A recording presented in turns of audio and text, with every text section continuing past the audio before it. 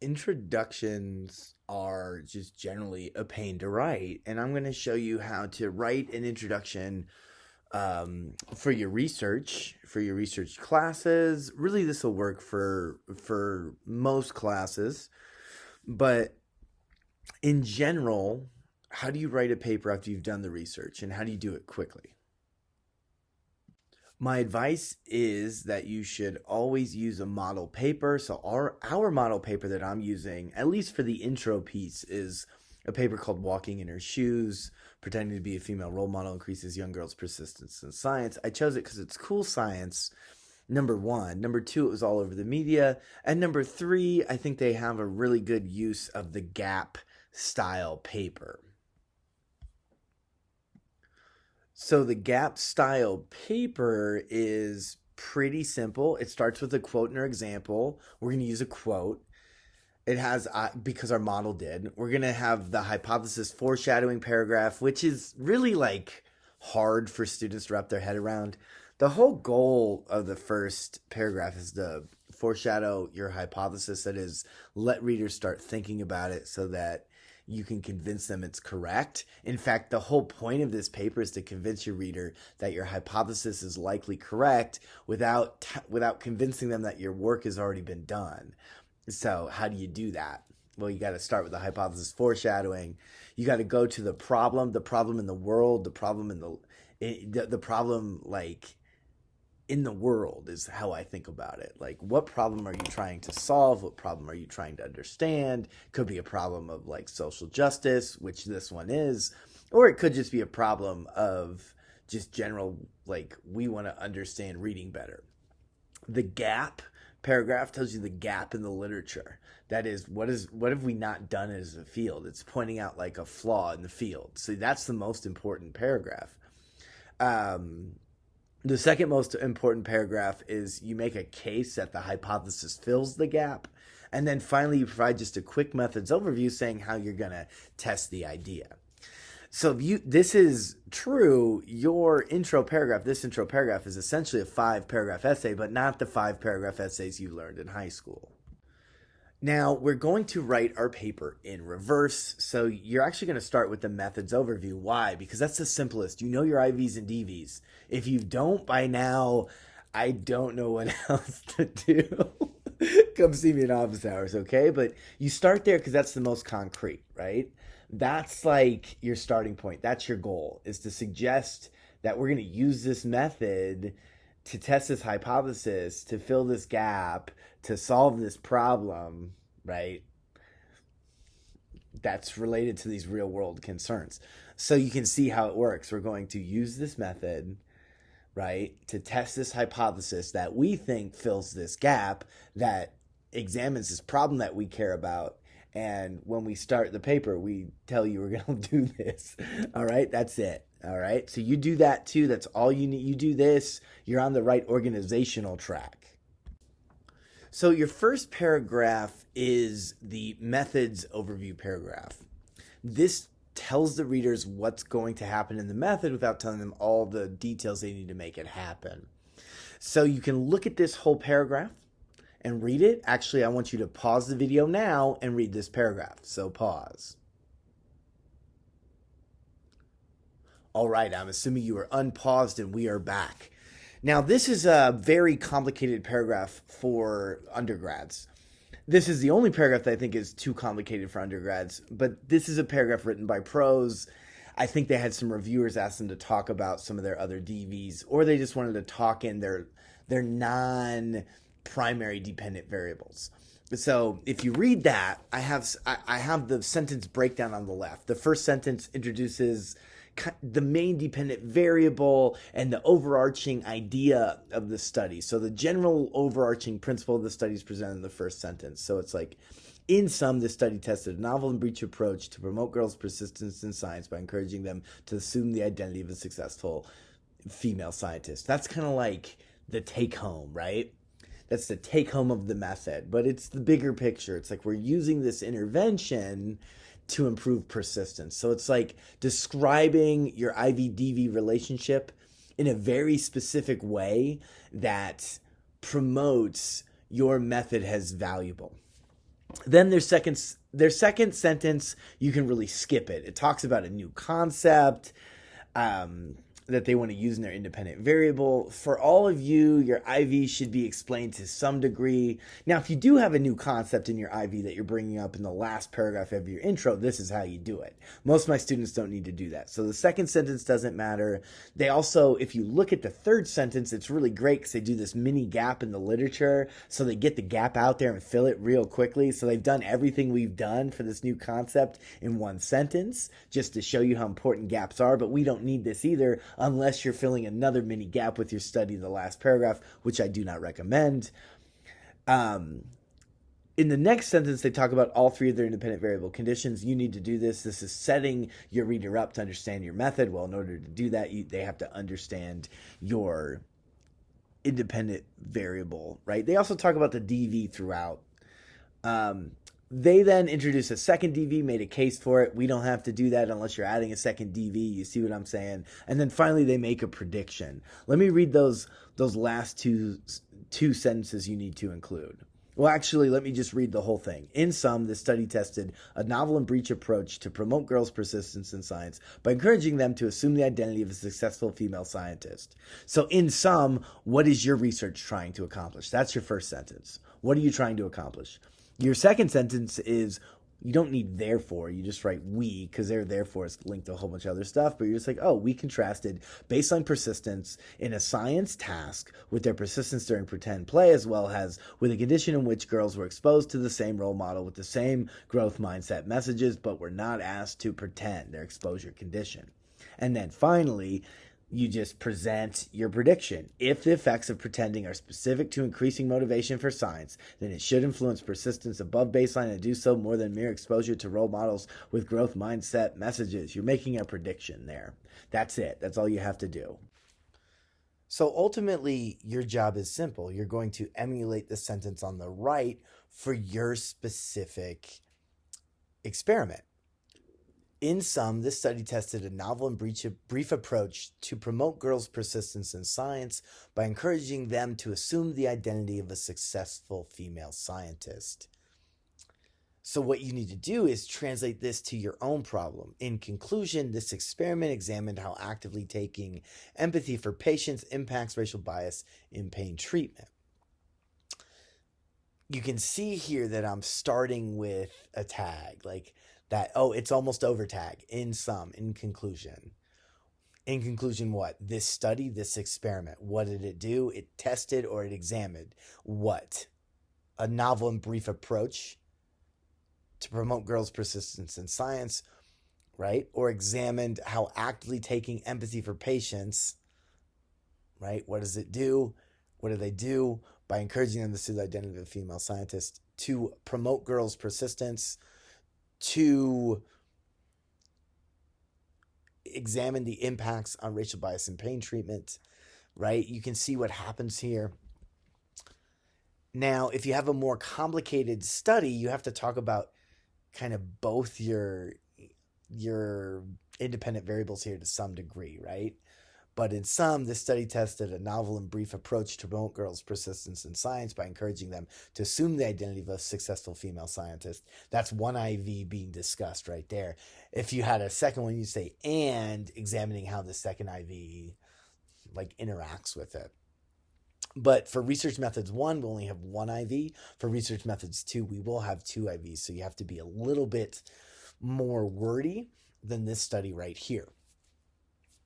But I want you to pause right now and record. Well, I'm sorry. I want you to pause the recording and write down your first sentence of your last paragraph. So pause now and restart the video when ready. We have another sentence for you to emulate. Therefore, another tag, we contrasted children's baseline persistence in a science task.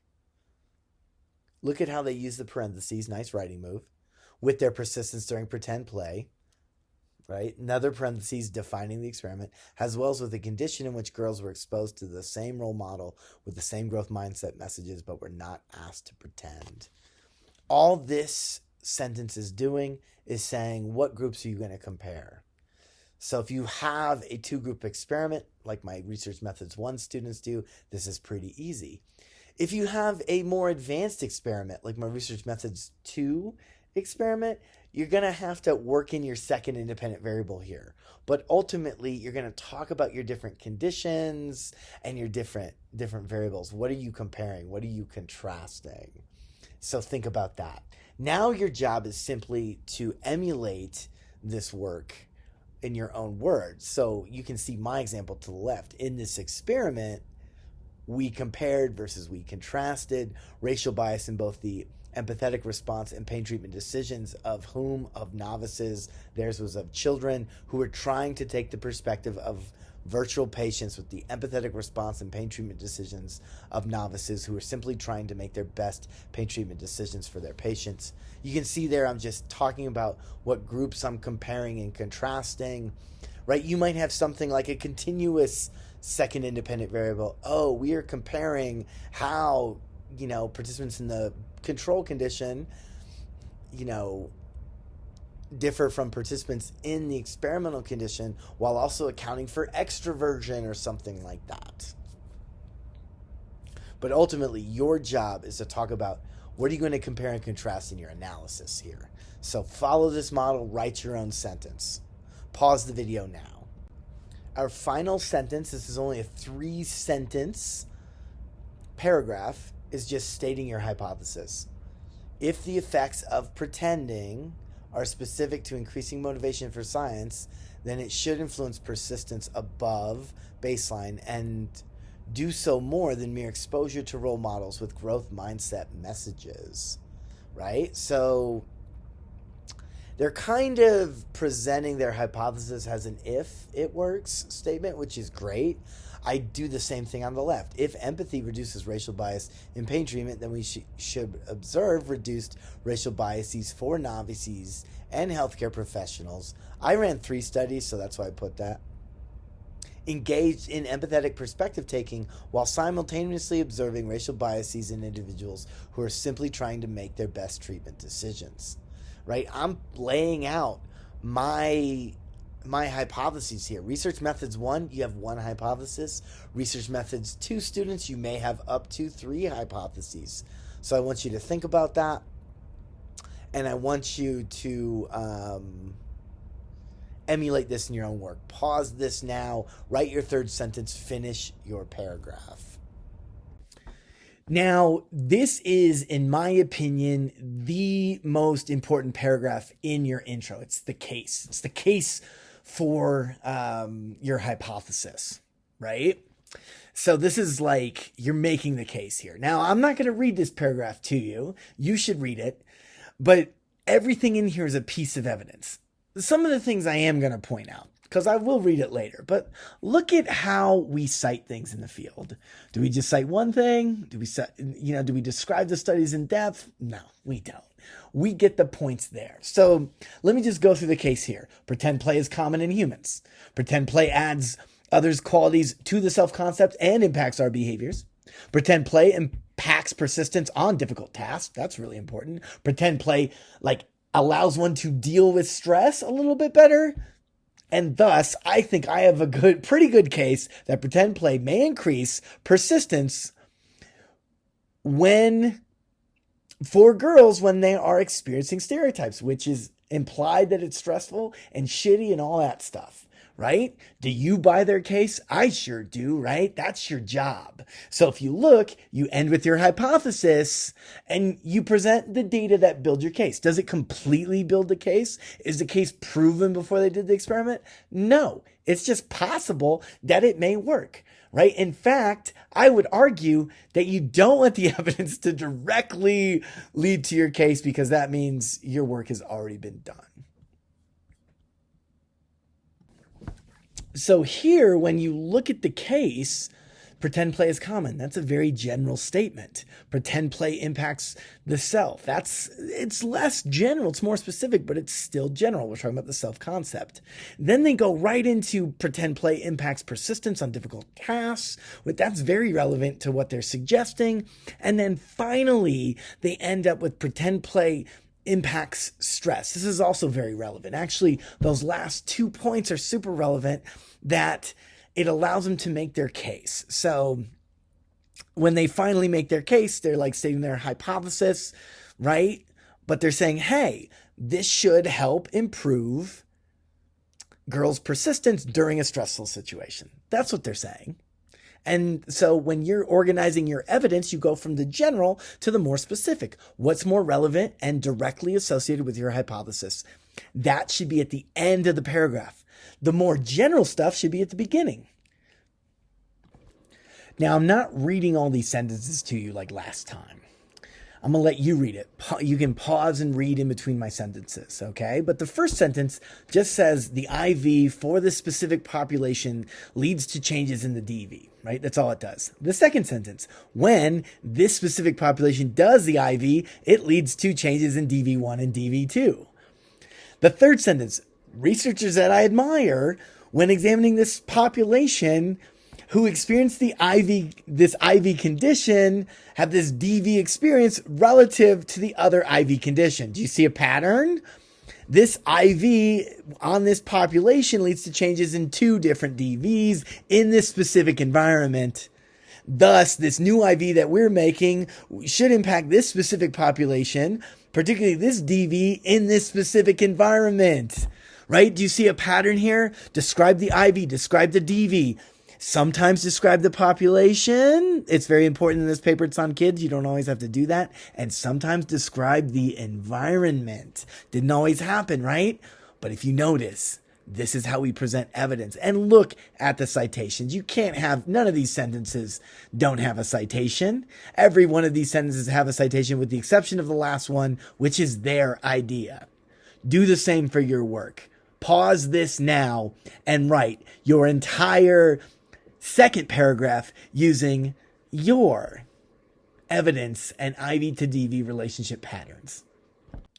Now, the next paragraph you're going to write is the gap paragraph.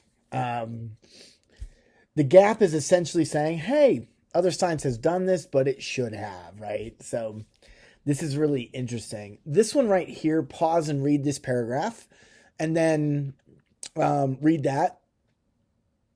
When you're done, unpause. Did you pause? All right, now I'm coming back. Now that you've read this paragraph, it starts with a hypothesis foreshadow. You can do that too. It then goes to a methods foreshadow, right? There's one rule of writing. Tell them what you're going to tell them. Tell them what you told them. So a lot of the times, this repetition style is what we do. They are going to sell this hypothesis throughout this intro. And you see the hypothesis doesn't just show up in one place. No. They're guiding their reader to accept the hypothesis by repeating it a lot. So that's really good. The methods foreshadowing. I mean, that's the whole point of the paper. The methods are important. They're arts. They do that as well. So foreshadow your hypothesis, foreshadow your methods. Then you get another population. This one's a vague DV from the IV, right? Another piece of evidence. Second piece of evidence, population with this specific IV has a difference in the DV. Look at how we talk about evidence. But there's a problem with our current best intervention, current best thing. However, my IV leads to this mediator in the middle and this vague DV. And really what you don't see here is, however, my IV, my new intervention can fix the problems with the old one. That's what's going on here. So you got to do the same thing. The present study focuses on the role of pretend play in promoting 4 to 7-year-old children's, especially girls, persistence in science. One thing I just want to say is when I see a cool writing move, I note it, take note of it. You know, I always put 2 commas to separate especially girls in that sentence. I love how they used hyphens. It was cool. I see it got published. I can do it too. So your job is to emulate this sentence. I did it this way. The present study focuses on the role of empathy in reducing racial bias in pain treatment decisions. Now it's your turn. What does your present study do? Pause this PowerPoint and write your sentence. So we got another methods overview, specifically explored whether encouraging girls and boys to pretend to be gender-matched scientists would affect their persistence during a challenging science activity. Your task is to emulate this sentence. For my experiment, I would simply write, Specifically, we explored if encouraging novices and healthcare professionals to be more empathetic would reduce racial bias in pain treatment decisions. So your job now, pause this video and do your own. Write your sentence, your method overview for your study. Now what you're doing is you're making a case that there is a gap. So that's what you're doing in this section of the paragraph that I want you to emulate. Let's go over the 3 points the authors are making. Prior work with adults suggests that women may benefit from in-group role models. Presenting STEM role models with whom women can identify effectively enhances their involvement in science. So those are good, right? Right? You can see that, women may benefit from in-group role models. STEM role models with whom women can identify effectively enhance science. Then you got the third one. This is like this is the actual making the case for the gap. Yet, women who view themselves as not sharing the characteristics of presented science role models are likely to veer away from science. So it's like role models are great, but not for all women, right? You see? So that's kind of like, hey, there's a gap. You know, there's a gap in the literature, and this is the gap. The gap is that women who do not identify with the role model will not show the benefits of taking on the identity of the role model. So you can see how I approach this in my paper. Research shows that real-world patients face biases. And while evidence from social psychology suggests interpersonal biases may be driving racial bias in medical decision-making, as interpersonal bias is common, many other scientists attribute these racial biases to racial discrimination in economics. I would actually alter my grammar there. I'm going to combine those last two sentences, but that's a minor point. What I did was I modeled the 3 sentences that were presented in front of me, and I really tried to make my case for the gap here, for like the issue. It's like, interpersonal biases may be driving racial biases in pain treatment, right? Like doctors may be racist. However, most other scientists don't believe me. It's kind of the same thing. It's like role models may work, yet not all women identify. So what you want to do is write your 3 sentences that end, or maybe more, you can add more, but write your sentences that you need that make a case that there's a gap in the literature. The whole point of this paragraph is making a case that there's a gap in the literature. So pause there and use evidence to make the case for a gap. Now, one thing I want to point out is look at the pattern. So when I'm talking about IV-DV population setting, let's see here. Prior work with population suggests that specific population may benefit, kind of a vague DV there, from in-group role models, IV.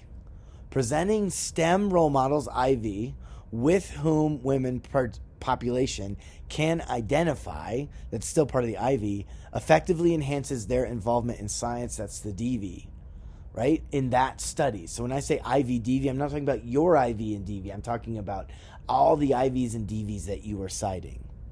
Yet women population who view themselves as not sharing characteristics of the presented science role models, yet women who, have this specific characteristics. So I guess environment or personality descriptions go hand in hand. So women with this characteristic or women in this environment who are presented with the IV are likely to show this DV, which is veering away from science. Everything that I want you to describe should have an IV and a DV in it. Sometimes you have the population, sometimes you have the environment too, and sometimes you have a person characteristic. So keep that in mind. This is how we write in the field. This shortly, this quickly. Do the same. Now pause and make your case for your gap. Now this paragraph ends with the problem and the solution. Because this lack of identification, exposure to science role models on its own may not suffice to empower young girls in science. However, pretend play may help girls identify with the role model and thus realize the benefits of exposure. The problem and the solution. You see that? The problem, we don't know if women are going to identify, right? That's like the gap, right? The last one was the gap. This one could also be viewed by the gap, but really you see, look at this problem solution. These two sentences go hand in hand. They are twins. They're best friends. You want them in your paper. Now, for my problem solution, it is impossible to know if racial disparities in the real world are caused by patient race and prejudice. However, true experiments that manipulate patient race will allow for one to examine if a manipulation of patient race causes disparities in pain treatment decisions and provides a laboratory model to propose and test solutions. This is a rough draft. I don't really like the way it sounds, but I'm there. Like, this would be an ANA paper in my class, and I'd edit it a little bit. I'm definitely going to edit this down a little bit later. I know that, it's like the racial bias of the participant that is responding to the different, patients of different races. But in a true experiment, what you're saying is that your manipulation of patient race causes healthcare professionals to be racially biased. That's real important. It's real important to demonstrate that race, right? Nothing outside. It's not all due to economics. One's race causes their healthcare professional to treat them more poorly. That's how I rephrase it, but I still want to use the cause in there. So, when you read it out loud, you can kind of hear what sucks. That's why my paper would get better, and that's why I'm picking up on typos as well. I'm going to leave them in there so you can see which typos I missed. But I want you to write the problem and solution, and you're going to end your gap paragraph.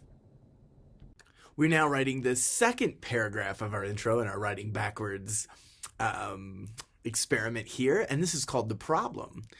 You can read through it, but it's essentially like making an argument that, we need to intervene in gender differences in science at a much earlier age. So how they do this is, they point out that gender gaps emerge early, then they go through and they point out all this evidence that shows like this is a huge problem. So you got one really big, cool piece of evidence where they have multiple studies put together where they describe the IV and DV all together. They're talking about change studies. They do this in within subjects studies. So they describe two experiments. Then they present a really nice big idea. That's the authors. There's no citation for that. It's their great idea, right? You're supposed to have great ideas in papers. Then they provide another piece of evidence. Then they provide a shocking piece of evidence. And then they got a nice big idea again. That's the outline of this paragraph. So now we have to emulate this paragraph, the problem paragraph. You can see what they wrote, pause it and read, but also you can see what I did. I talk about racial disparities are, omnipresent in nearly every aspect of American life, and disparities in medicine are common across numerous conditions. I would put, for example, here. For example, racial disparities exist in infant mortality, heart disease, and pain. However, simply documenting these disparities will not reduce them. Interventions are needed to end racist oppression. I should probably put a comma there. And true experiments may provide a useful proving ground for discovering and implementing interventions. While structural solutions such as ending segregation appear decades, if not centuries away, targeting healthcare professionals' treatment decisions may prove a useful step to reducing racial biases experienced in the healthcare system. Furthermore, empathy is associated with better medical decision-making and outcomes for patients, and examining if known empathy interventions will improve helping in a laboratory analog of the real world is a worthwhile pursuit and is similar to how animal models help understand real-world problems. Should put a period there. I'd like to show you. First drafts are rough. When you read it out loud, you can see it. Period, capital, developing a laboratory analog of racial bias in medical decision-making may provide the testing ground needed to end these biases. End. Right? That's how I did it. Pause this video. Emulate this second paragraph, get your problem out there, and we will write the final paragraph next. So this first paragraph, its real job is to foreshadow the hypothesis and methods. If you look to the last sentence, it says, we propose that pretending to be a successful female scientist can increase girls' persistence and self-efficacy in science, nullifying gender gaps in early science engagement. That is their hypothesis and methods foreshadow. So that's really interesting. That's in there, you know, and in an ideal world, that's all they would write. But we don't live in the ideal world. We have to break down this paragraph to really understand what's going on. So they start off with pretend play as a hallmark of child development. They don't cite it. They don't do anything. They're saying, hey, based on my reading of all of this, you know, pretend play is a hallmark of child development, right? They're making this general statement. But you can't do that in science. So they make that statement, then they got to prove it correct. And that's what they're doing with all of this presentation of information. So they make a general statement about psychology, then they support it, right? And then finally they give their methods overview and hypothesis overview. So if you see this here currently, sorry, my cat's going a little wild. It's okay, Rosie, we'll get you. But if you look at this currently, you'll just see what they're doing here. Pretend play is a hallmark of child development. Okay, that's an interesting statement. Let's support it. By donning the cape of a superhero, that's pretend play. The dress of a princess, pretend play. Or the lab coat of a scientist, pretend play. Right? Children temporarily disconnect from the present reality. That's a DV, not the DV in their study, but that's a DV to explore various possible selves. So now you're getting like pretend play is allowing people to explore possible selves. So, you know, if pretend play is a hallmark of child development, pretend play allows children to develop their selves. That's what's being said here. This transformation this transformation is referring to the transformation caused by pretend play. Not only allows children to learn about the social and physical world, but also promotes their cognitive functions and helps them cope in adverse contexts. All right? Those are the benefits, right? Pretend play allows children to learn about the social and physical world, promotes cognitive function, and helps them cope in adverse contexts. Am I in agreement with the idea that pretend play is a hallmark of child development? Yes, I am. So that's what they did. They made a general statement about psychology. They made a general statement about self, right? They made a general statement about the functions of pretend play, like a whole bunch of them, right? And so they supported that general statement. So they proved that general statement correct.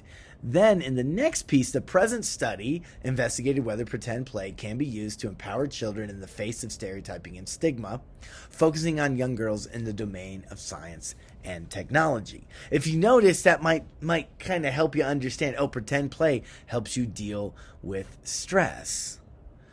You have pretend play may empower children in the face of stigma, focusing on young girls in the domains of science, right? So pretend play may help, because pretend play helps one deal with aversive context, it may help young girls deal with the aversive context of being stereotyped in STEM, right? I think that's just real interesting there, right? That sentence, right? The present study investigated whether pretend play can be used to empower children in the face of stereotyping and stigma, right? That's the general hypothesis, and then you got the methods overview right after it. So let's just go over what you got to do. Make a general statement about psychology. Prove it correct, right? Make a statement about your hypothesis. The present study investigated whether pretend play, so forth. You want that to be linked to how the data was presented. If you look at their hypothesis, it comes right after they talk about pretend play can help with stigma. Well, they're talking about a situation where folks are stigmatized, right? So that's their hypothesis, and their methods overview is presented right there. There is a rule in writing academic papers in psychology. Tell them what you're going to tell them. Tell them what you told them. This is where we tell them what we're going to tell them. We're going to tell the reader that the present study investigated whether pretend play can be used to empower children in the face of stereotyping and stigma, right? And we propose that pretending to be a successful female scientist can do all these great things. You need to do the same. All right, so now we're in it. Now we have to make this happen. The most important two pieces are my hypothesis overview, my methods overview. Those are the last two sentences. I wrote those first when I was writing mine. I do sometimes like to write things in reverse, right? That just makes sure I'm trained. What I did was, where did I start? Instead of pretend play as a hallmark of child development, I just started and said, hey, America's racist, and I proved my point. So I added evidence to that first statement. Then I even talk more about that. I'm like, oh, America is a racist place, and this even goes to medicine. Well, discrimination in medicine exists as well. Here's my evidence for that. Then finally, like their thing where they're going to pretend play to deal with stressful situations, I'm going to empathy to deal with racism, right? This is actually the only place in the paper I talk about empathy and why it matters. So I've covered my bases here, but I've talked about like empathy is a way to reduce racist responses and may be a useful intervention. If I didn't, the one thing I don't like about my intro is that I don't talk about empathy more. I might just give it one more paragraph and talk about why empathy in medicine is important.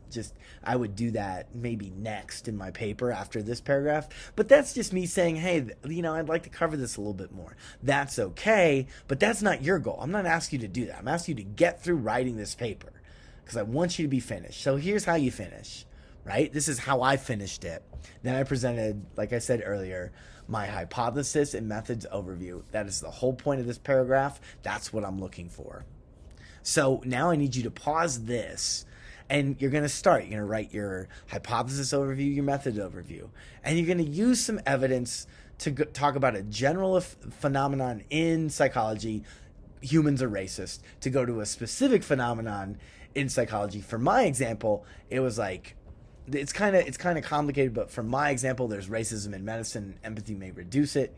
For your example, pretend play impacts self, and finally may reduce aversive, stigmatizing situations. Right? Use the model. Write your versions. Look at how we write. Look, I'm going to point this out one more time. By donning the cape of a superhero, and actually I'm gonna go to this one. This transformation caused by pretend play. So not only this IV, right? It's implied, but this transformation of pretend play, not only, that's a cool move, allows children to learn about the social and physical world, DV1, but also promotes their cognitive functions, DV2, and helps them cope in aversive context, DV3, right? When we write about research, there's only a few things you have to consider. Number one, that sentence better have the IV and the DV. Even though this sentence, the IV is kind of implied, it's easy for me to figure out. This transformation is a direct reference to the IV. The DVs are all those results listed there. All right? So I think that's great. Sometimes you talk about who the participants are, children. Sometimes you talk about what situation they're in. In this case, they don't, but you could say like education. And sometimes you talk about who the participant is. As a social psychologist, I don't really deal with those personality descriptions too much, but you might in your research. So if you have this research works in this situation for whom, right? For what personality type, extroversion, so forth, you might find this very useful. But what I need you to do right now, methods, hypothesis overview, and give us some general statement about psychology that you're going to support that leads to and is connected with your methods and hypothesis overview. You can see what I did here. If you follow their lead, you're going to be just fine. Now, back in the day, this is so common, but I thought it went out of fashion. I'm wrong. It came back. In social psychology particularly, we like to start our papers with quotes or examples or that. This one starts with a quote, and so I Googled and I found a quote for mine, right? This is the quote I'm going to use. And I think it's fun. It's a good way to start a paper, but you got to make sure it really fits. This one really fits my research. So racism is not merely a simplistic hatred. It is more often broad sympathy towards some and broader skepticism towards others. Love it, right? Sympathy, empathy are definitely related. Not the same thing, but we're not going to get into that. This is Ta-Nehisi Coates. This is amazing, right? I love this dude. So I get to represent someone's work that I really like. You can choose quotes from Lit. You can choose I don't even care if you choose a quote from like the Lego TV show that I watch all the time. Like, it's up to you and your project and all that. But this is a beautiful way to start a paper. It's a beautiful way to engage individuals in your work and all that. Now, the one thing is you've written this paper backwards. Why did you do that? Because our goal is last, right? You state that hypothesis and methods overview last, and then every other section is making sure you build that specific idea. This paper is the gap style paper, right? So you start, where did we start? We started with the methods foreshadowing, methods and hypothesis foreshadowing, right? That's where we were. Then we went to the problem, then we went to the gap, then we went to our solution, right? That's the justification for our hypothesis. Then we went to, our methods overview. You can see every place we went. And if you write your paper this way and you keep focusing on the methods, right? The methods and hypotheses, your paper is going to make sense. Now, there are things about this that, you may look at it at the end and say, I'd like to add a paragraph. I'd probably add an extra paragraph about empathy to this for mine. That's totally fine. But I'm showing you that this is a published paper in the top journal in our field, right? Psych Science. It is the top journal in the field of psychology, in my opinion. Maybe it's losing some of its luster from 10 years ago or whatever. Like, some people don't like it, but it is still one of the most highly cited, highly read journals in the field of psychology. And this is the top of the top. And all I did, and all I'm trying to teach you here, is to take models and write like them. So with this, a couple hours, you'll have an intro done. That's an A in my class. After I edit it, you'll have an intro that I think is worthy of an undergraduate journal. After we edit it a few times, I think it'd be worthy of a journal like Psych Science if we have good data. So that's how you write an intro, friends. And you see every step I went through. I did mine. One thing that, well, I'll show you this later, but, I think that's a really interesting lesson. Another lesson from here. I'm reading it out loud, right? I caught all my typos. Read your papers out loud. I know it's embarrassing. Find a quiet room and do it. You'll find everything, okay? I left my typos in here for you to see them, to see I'm not perfect. It doesn't bother me, but if you make fun of me for my typos and you're not a friend, like, I've had students like, oh, you made a typo, and I'm like, and yeah, that's like part of who I am, So keep that in mind. But like you can always fix that stuff. But now we have an intro written the way the pros write it. And the one thing I want to say is, like, I don't know, ignore everything your high school teachers taught you or whatever. Like, people come at me with, I heard this rule and that rule. I've seen one sentence paragraphs. I've seen, like, very few things cited, but a lot of logic and examples and ideas. It's essentially, there's a lot of freedom in this. So don't view everything as a strict rule, but at the same time, follow that structure, hypothesis, methods, foreshadowing. That's step number 1. What's the big problem? Step number 2. What's the gap in the lit? That's step number 3. How am I going to fill that gap? What's the argument for my hypothesis? Step number 4. And then methods overview. But if you work on this, you'll have a paper. Okay, so that's it. This guide will help you get a good paper. All right. This is the intro one. So methods is next, results is coming, and we'll get there. All right. The intro is the hardest part, though. So once you finish this, other things are easy.